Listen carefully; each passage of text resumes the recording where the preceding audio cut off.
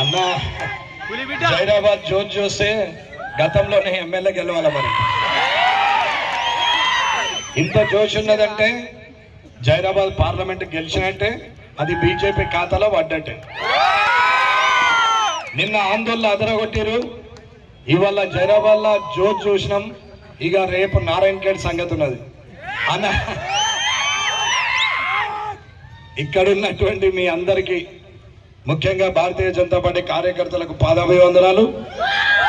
అలాగే ఇక్కడికి వచ్చేసిన మా అక్క చెల్లెలు, అన్నదమ్ములు, ఇక్కడున్నటువంటి అందరికి కూడా హృదయపూర్వక ధన్యవాదాలు తెలియజేస్తూ, మా అన్న ఈ సభకు ముఖ్య అతిథి, రాష్ట్రానికి రథసారథి మా కిషన్ రెడ్డి అన్నకు, వేదికను అలంకరించిన మిగతా అందరికీ నా యొక్క ధన్యవాదాలు. మా అక్క మొత్తం చెప్పింది ఏమి ఇడిచిపెట్టలేదు, నాకు కిషన్ అన్నకి ఏమి ఇడిచిపెట్టలేదు. జైరాబాద్ పార్లమెంట్ నుంచి మొదలు పెడితే ఢిల్లీ విదేశాల దాకా చెప్పేసింది మోదీ గారి గురించి కూడా. ఇక ఏదున్నా అన్న అందరం గమనించాల్సిందే, భారతీయ జనతా పార్టీ కార్యకర్తలు అనుకుంటే కాందంటూ ఏమీ లేదు. 17 స్థానాల్లో పాత బస్తీని కూడా అదరగొట్టచ్చు.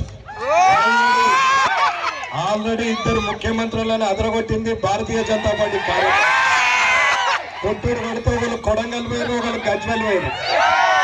ఇదంతా భారతీయ జనతా పార్టీ కార్యకర్తలు చేసినటువంటి యుద్ధం. ఆ యుద్ధంకు అందరూ సిద్ధంగా ఉన్నారు.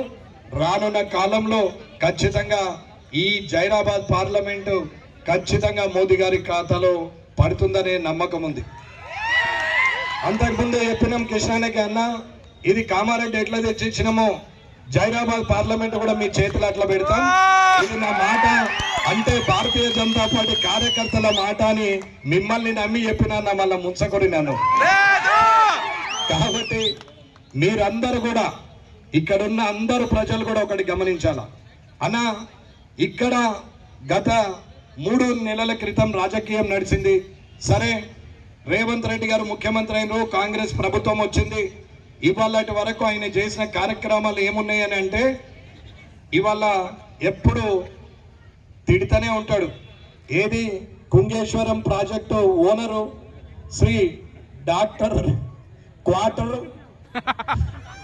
క్వార్టర్ గండం కుంగేశ్వరరావు గారు కట్టినటువంటి ఆ డ్యామును చూసుకుంటూ మాట్లాడుతున్నారు.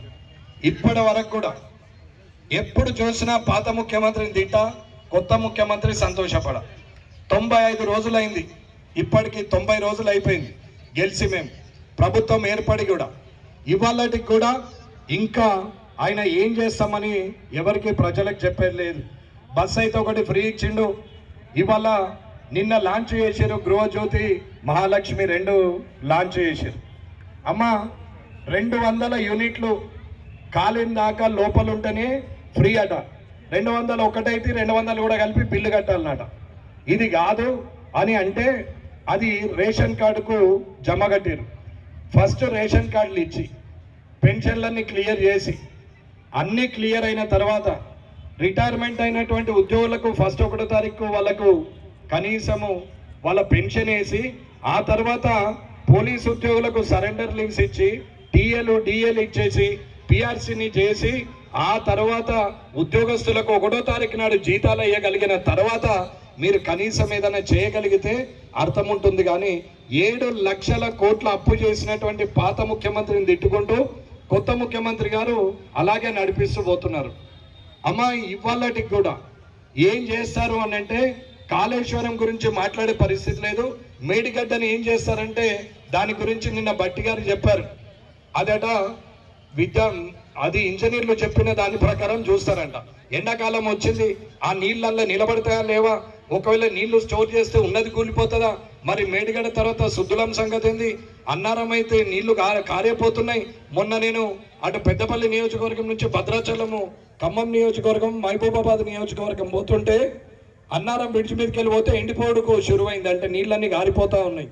ఇది పరిస్థితి. కనీసం అది నడుస్తుందా నడవదా, మరి రేపు పొద్దున ఏం చేస్తామని మాత్రం చెప్పట్లేదు. ఆయన ఏది చెప్పడం, ఇవాళకి కూడా ఏ కామెంట్ చేసేది లేదు.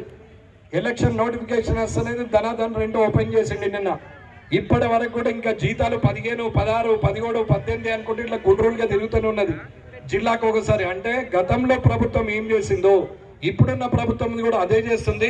ఆయన కన్నా 2 ఆకులు ఎక్క చదివినోడే రేవంత్ రెడ్డి కానీ తమాం తక్కువ ఏం చదువుకోలేడు, పొడుగు తక్కువనోడు కానీ పని మాత్రం అంతకన్నా ఎక్కువనే ఉంటుంది. ఇది పరిస్థితి ఇప్పుడున్న కాంగ్రెస్ ప్రభుత్వం చేస్తున్నది. ఇక పోతే ఈడ దగ్గర ఒక మంత్రి ఉంటాడు, ఆయన ఎప్పుడైనా ప్రతిసారి నేను 1 అంటాడు 2 అంటాడు, ప్రతిసారి 1, 2 అంటాడు తప్ప మరి చేసింది ఏం లేదు. ఆందోళన నిన్న చూస్తే అసలు ఏమాత్రం అభివృద్ధి లేదు. ఇకపోతే ఇప్పటి వరకు 10 సంవత్సరాలుగా ఉన్నటువంటి ఎంపీ అని, అంతకుముందున్న 10 సంవత్సరాలు ఉన్న ఎంపీ షెట్కార్ కానీ ఇప్పటి వరకు జైరాబాద్ పార్లమెంటుకు చేసింది ఏంది అని అంటే ఏమీ లేదు. మరి అదే మోడీ గారు గతంలో కాదు ఇప్పటి వరకు బీజేపీ ఎంపీ గెలవకున్నా ఇప్పటికీ జైరాబాద్కు నిమ్స్ ఇచ్చారు, అట్లాగే ఈ పార్లమెంట్ రైల్వే లైన్ 2వ చేసిరు, నేషనల్ హైవే బ్రిడ్జిలు ఇచ్చారు, నేషనల్ హైవే ఇచ్చిండు. ఇంకా రానున్న కాలంలో ఇంకా అభివృద్ధి ఇస్తున్నాడు, వేల కోట్ల రూపాయలు శాంక్షన్ ఇస్తున్నారు. కానీ ఆయన చేసింది ఏం లేదు. అమ్మా ఇది ఇప్పటికీ జైరాబాద్ పార్లమెంటు మాట్లాడినాం, రాష్ట్రంది మాట్లాడినాం, దేశంది చెప్తున్నా. నరేంద్ర మోడీ గారు చేసినటువంటి ఘనకార్యాలే చెప్తున్నాం. అమ్మ చిన్నగా ఆలోచిస్తే మా అక్క చెల్లెళ్ళు బయటకు వెళ్ళొద్దని ఇంటి ముందట మనకు మరుగుదొడ్లు కట్టించింది నరేంద్ర మోడీ గారు, ఇంట్లోకి బియ్యం ఇచ్చేది నరేంద్ర మోడీ గారు, ముద్ర లోన్లు ఇచ్చేది నరేంద్ర మోడీ గారు, చిరు వ్యాపారుల లోన్లు ఇచ్చేది నరేంద్ర మోడీ గారు, ఎరువుల సబ్సిడీ ఇచ్చేది నరేంద్ర మోడీ గారు, రైతు బంధు వేసేది నరేంద్ర మోడీ గారు, అది అచ్చం రైతులకు వేసేది, కౌలు రైతులకు వేసేది. అలాగే ఇకపోతే ఇవాళ ఉన్న పల్లెటూర్లలో కానీ మున్సిపల్ ఏరియాలలో కానీ ఎక్కడున్నా ఇవాళ వచ్చిన గ్రాంట్స్ మొత్తము 14-15 ఆర్థిక సంఘంలో వచ్చినాయి. ఇవాళ సమస్య లేని ఇల్లు ఉండదు, పరిష్కారం లేని సమస్య ఉండదు. బంధాలు గొప్పవి, బాధలు చిన్నవి. మీ సమస్యని మేము పరిష్కరిస్తాం. రండి మాట్లాడుకుందాం.